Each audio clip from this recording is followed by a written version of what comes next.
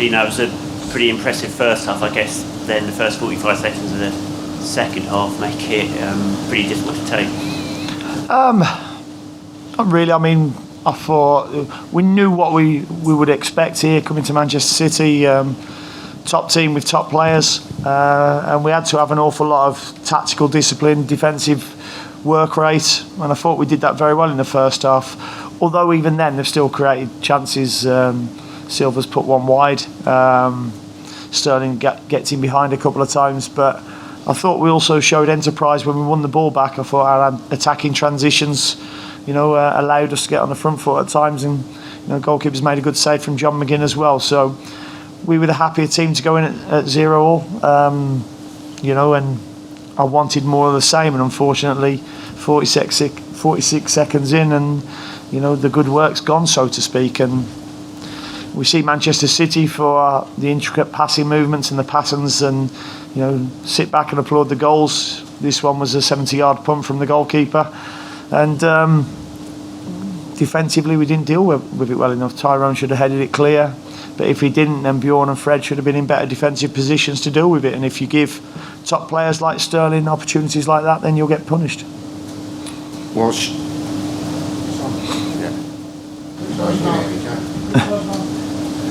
What was your view on the VAR? I mean, it took a hell of a long time to reach a decision. Well, there's a few. Still not certain whether he touched it, whether he was off or not.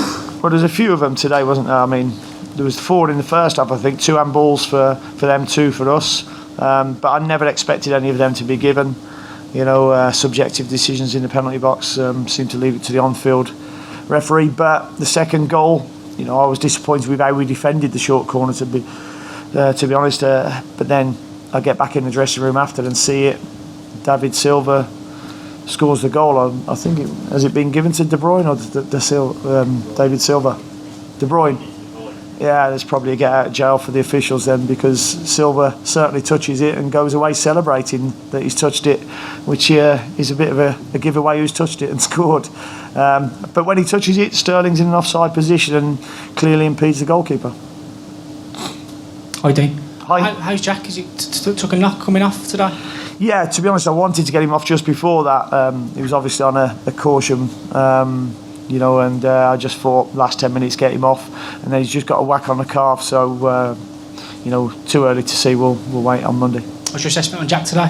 Yeah, he done well. I mean, he carried the ball to them, showed some really good bits of play defensively as well as offensively. Probably got frustrated a little bit when we was two goals down, like a few of them did. And the hardest part to have in a game is emotional control when we've made a couple of mistakes and probably for 5 minutes wanted to get on the ball a little bit too much. But all in all, decent performance again.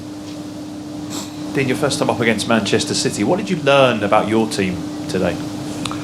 I've learned that we can handle the pressure, the situation, but there's got to be concentration all the time, and there's also lessons to learn from them, the way they play. I mean, as a team, the shift that they get when you're on the ball is excellent. They show great compactness, and just a great understanding of where the balls are going to go. They pick up a lot of second balls that probably goes unnoticed because of all their intricate play. But the way they use the spacing behind you is probably one of the best things. Sterling, for me, is pretty much unplayable at the moment. So is his form, and he makes great runs in behind. And he not only goes in behind, he can check at full pelt as well and give you lots of problems. Dean, in general, is there a reason why you're conceding more goals in the second half compared to first half? The only reason today is because the opposition, I suppose, and the fact that we've made mistakes, but I've not really looked at that. There's certainly nothing to do with fitness or tiredness. You're coming up against top teams and you've got to concentrate. And I think history will tell you that most goals are scored in any league in the last 10 minutes of games. Brilliant, thank you. Do you want your couple?